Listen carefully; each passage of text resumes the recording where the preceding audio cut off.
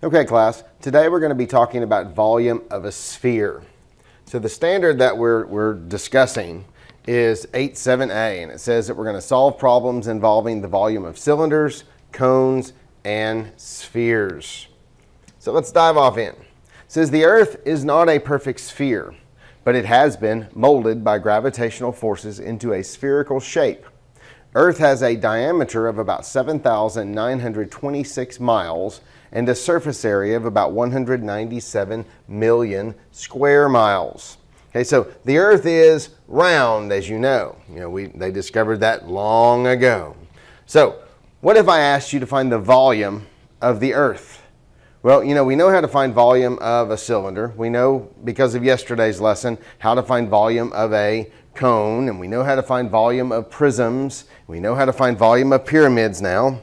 So, and all of those have, edges, or they have a base that I can use to find the volume. But a sphere is something different. A sphere is round.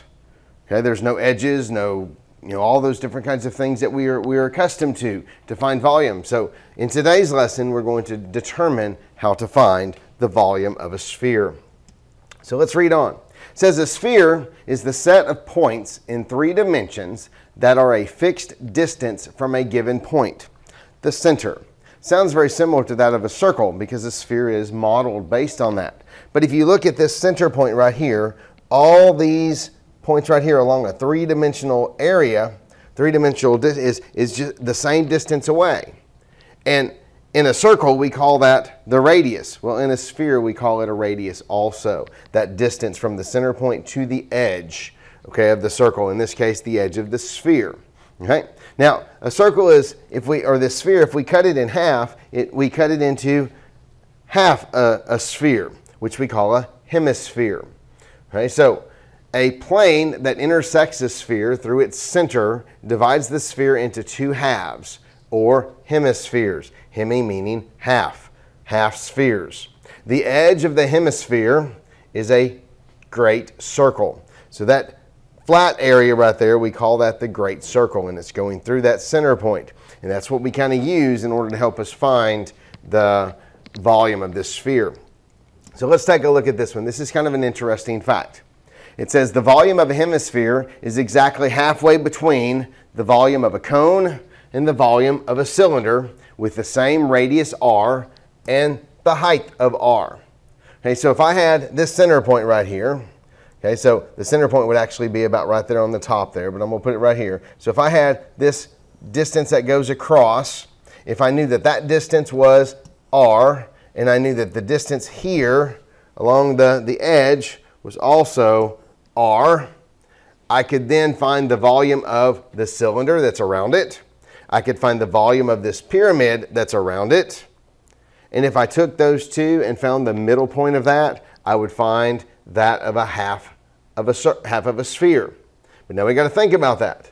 Okay, so if I wanted to find the whole sphere, I would actually have to find the half and then double it, because the cylinder and the pyramid, halfway in between, is that of a hemisphere, okay, which is half a sphere. So if I found that, if I doubled it, I would have the whole sphere.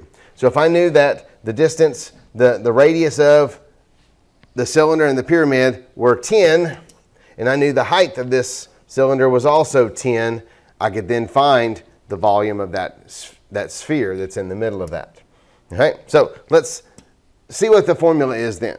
Well, our formula for finding volume of a sphere is kind of an interesting one. It's 4/3 pi r cubed. So it's very similar to that of a circle and that of a cylinder, but we've got this fractional stuff and the r cubed. And the reason why is because it's a ball. So the volume of a sphere is 4/3 pi r cubed. So the one piece of information that I need to know is I need to know the radius of the sphere. So I need to know the distance from that center point to any edge along that sphere. So let's see if we can use that formula to actually find its volumes of some spheres. You will need your calculator for this. So in this first question it says, find the volume of a sphere with a radius 9 feet, both in terms of pi and to the nearest tenth. We haven't done this any yet. So we'll talk about that in this particular lesson just a little bit. Okay, so we know that we have a sphere. So we've got the sphere. Let's see if I can draw that sphere. So there's our sphere. It says that the radius of this sphere is 9 feet. Okay, that's all I need in order to find the volume of a sphere. So we write the formula down. Volume is equal to 4/3 pi r cubed. Now we plug in our information. Volume is 4/3. Okay, pi is 3.14 times, and then r cubed. So what is the radius? The radius is 9, so 9 cubed. Now, like I've told you before, I prefer that you actually write this out. So that would be 4/3 times 3.14 times 9 times 9 times 9. Now, how do I type that 4/3 into the calculator? Remember, 4/3 is just a fraction. So what we do is we hit an open parenthesis. You write 4 divided by 3, close parenthesis. That's how you type it into the calculator. Okay, so let's do that. Okay, we have our calculator here. We're going to do 4 divided by 3 in parentheses, and then times 3.14 times 9 times 9 times 9. And when you type all that in, you end up with an answer of 3052.08. Now the instructions here says round to the nearest tenth. So if we rounded this one to the nearest tenth, it'd be 3052.1. And because it is volume, it's feet cubed. Now, it also said find the volume in terms of pi. So if we do this in terms of pi, what we're going to do is something like this. Okay, we would write it out as V equals 4/3 times pi times 9 times 9 times 9. And the only part that we multiply together are the 4/3 and my 9s. I do not substitute a value in for pi. So we do parenthesis 4 divided by 3 times 9 times 9 times 9. And you end up with 972. So the volume is, 972 pi feet cubed. We just leave the pi in it. Now there's one big difference in the answers that you see here.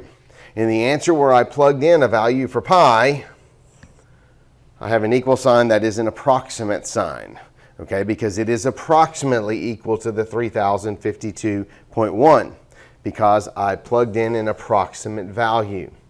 When I leave pi in the problem, okay, I can actually use it as just a regular equal sign because it is exactly equal to 972 pi. Okay, so that is the difference in leaving pi in it and taking pi out of it. So let's do one more real fast, and then we'll finish this lesson up. So let's take a look at number 16 right here. Okay, this number 16.